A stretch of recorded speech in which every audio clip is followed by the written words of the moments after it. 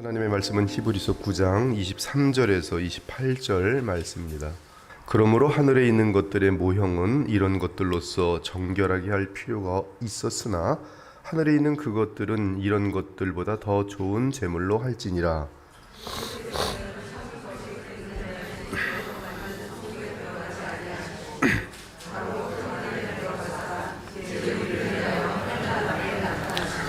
대제사장이 해마다 다른 것의 피로써 성소에 들어가는 것 같이 자주 자기를 드리려고 아니하실지니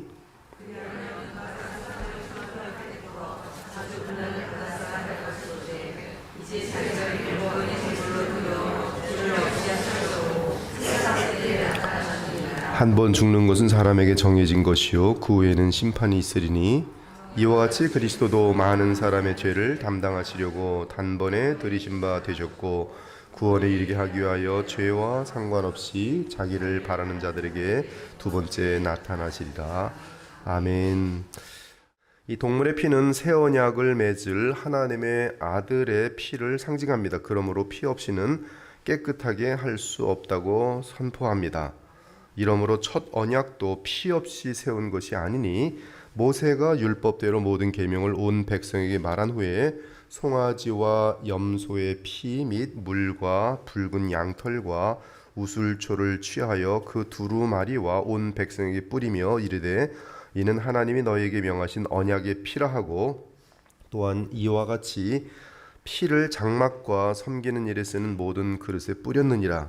율법을 따라 거의 모든 물건이 피로써 정결하게 되나니 피 흘림이 없은즉 사함이 없느니라. 이제 23절은 이러한 설명을 합니다. 이 땅의 옛 언약, 성막, 동물의 피 등은 전부 하늘의 영원한 것들의 모형이다.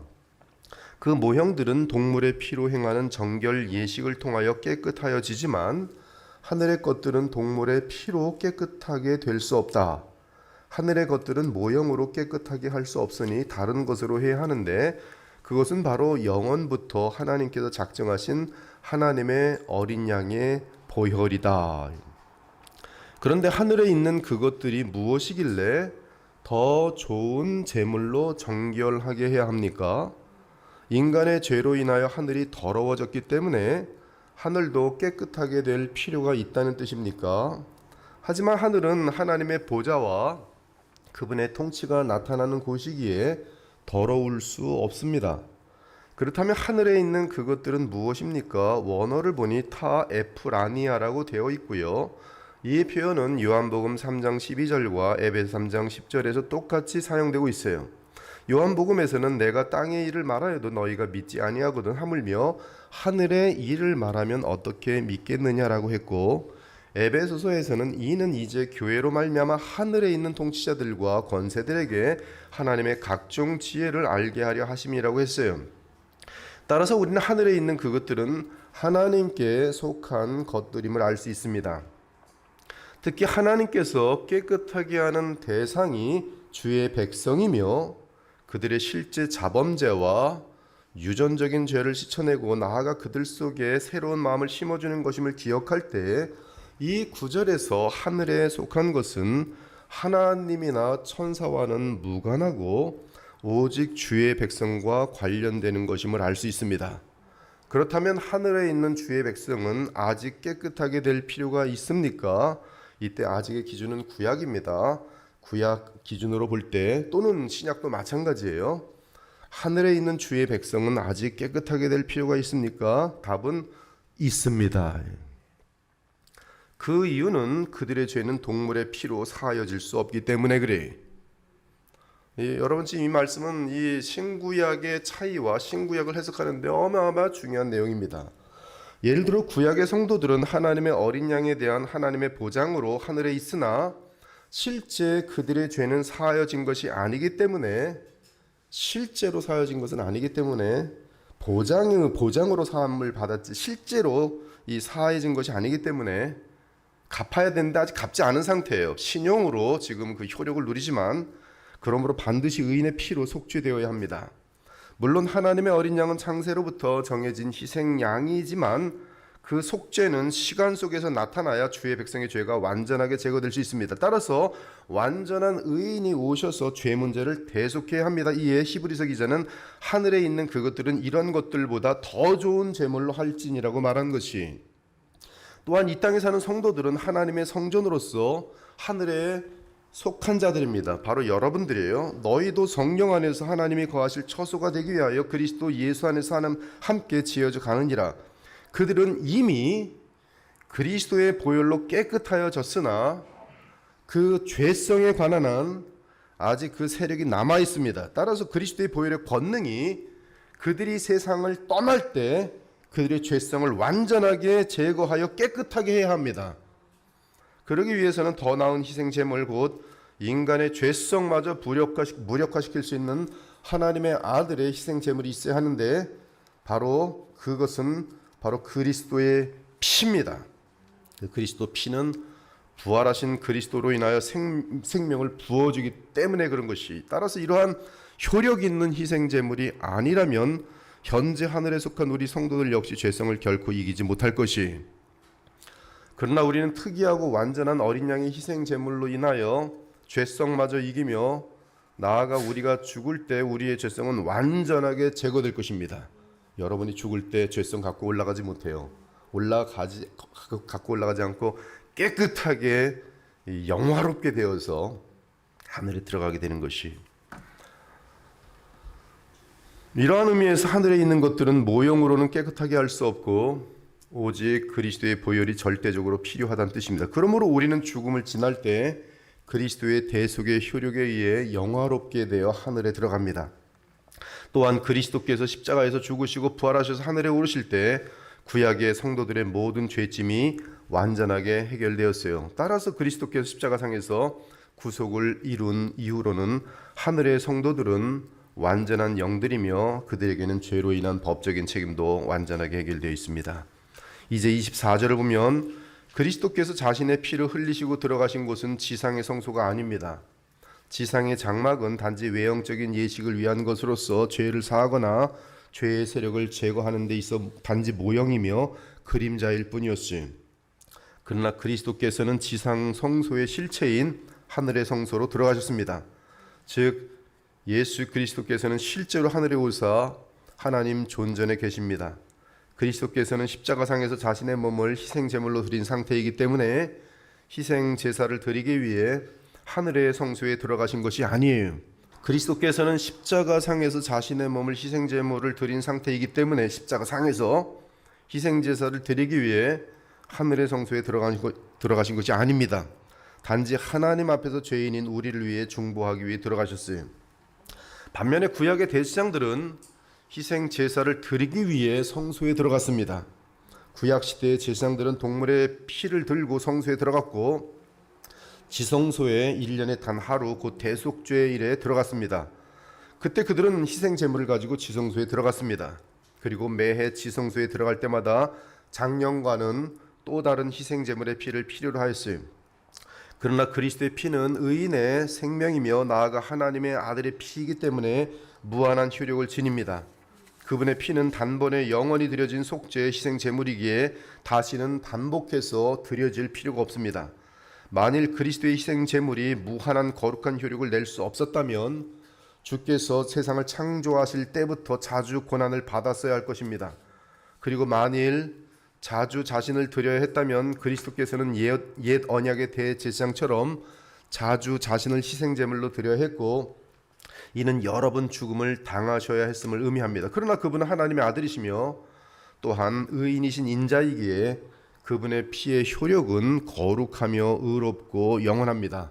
나아가 영광에 오르신 주 예수 그리스도께서는 믿는 자들에게 그리스도의 생명을 주시고 성령을 부으십니다. 그리스도의 생명을 주시고 부활 생명을 주시고 내가 곧 부활이요 생명이니 부활 생명이 영생의 생명이 영광에 이른 생명이 그리스도의 생명을 주시고 성령을 부으십니다. 성령께서 우리 안에 오시고 영원히 내재하세요. 사랑하는 여러분, 그리스도께서는 아론의 제사장들처럼 이 땅의 성소에 들어가 제사를 드리신 적이 없습니다. 예수 그리스도께서는 자신의 생명을 십자가상에서 단번에 바치시고 영원한 희생 제물이 되셔서 주의 백성의 모든 죄를 없애주셨어요. 그리고 부활하신 후 40일이 지난 후에 하늘로 오르셨습니다. 승천하신 예수 그리스도께서는 지금 영원한 대제사장으로서 자신의 영원한 속죄 제물을 근거로 하여 우리를 위해 하나님 앞에서 중보하십니다.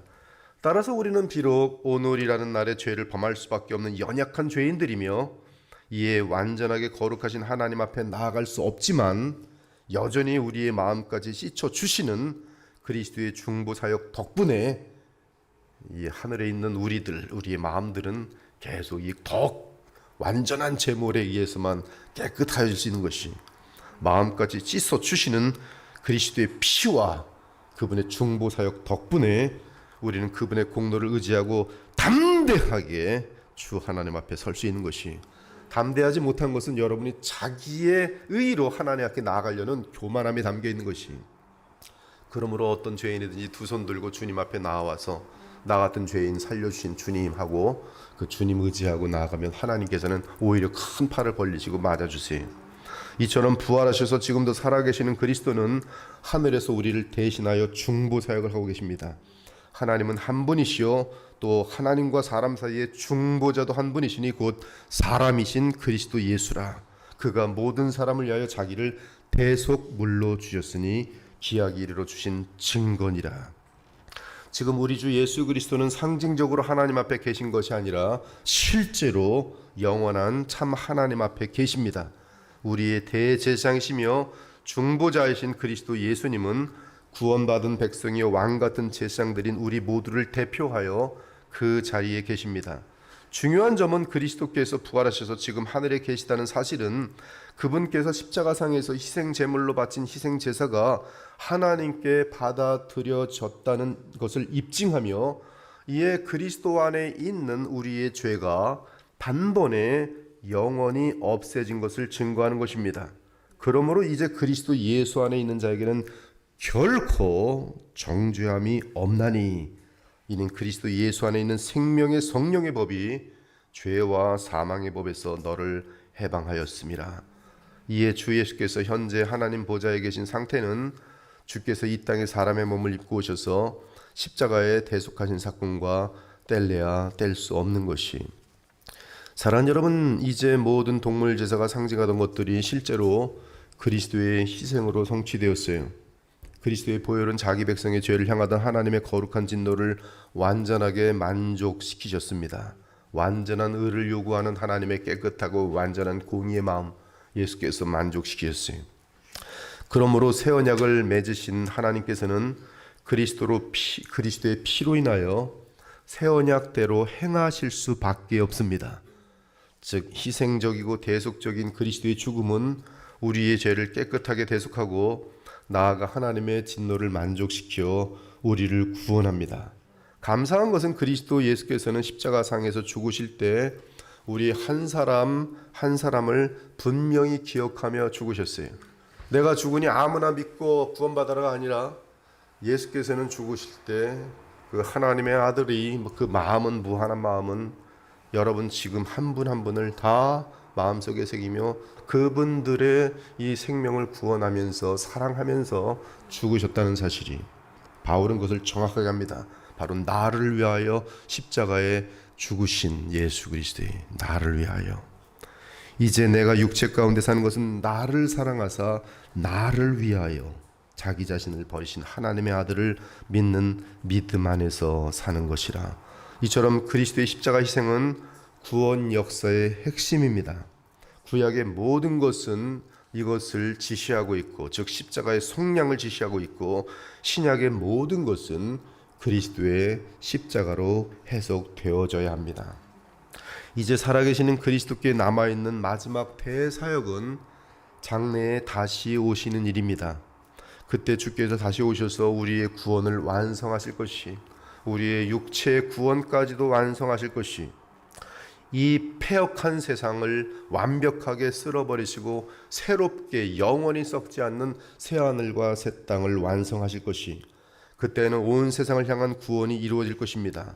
온 세상을 향한 구원이 이루어진다는 것은 모든 저주와 죄와 사탄과 악령들과 불신자들의 무리들이 제거되고 오직 택한 사람들이 죄사함과 영생을 얻고 모든 피조물들이 죄와 저주로부터 자유로워져서 이 세상이 완전한 복락의 새하늘과 새 땅으로 완성될 것이란 뜻이, 믿는 자들에게는 평가자로 오실 것이, 그때는 불신자들을 심판하고 악령들을 심판하고 나아가 이 땅의 모든 더러운 것들과 저주들을 불로 태워 제거하는 역사를 이루실 거예요.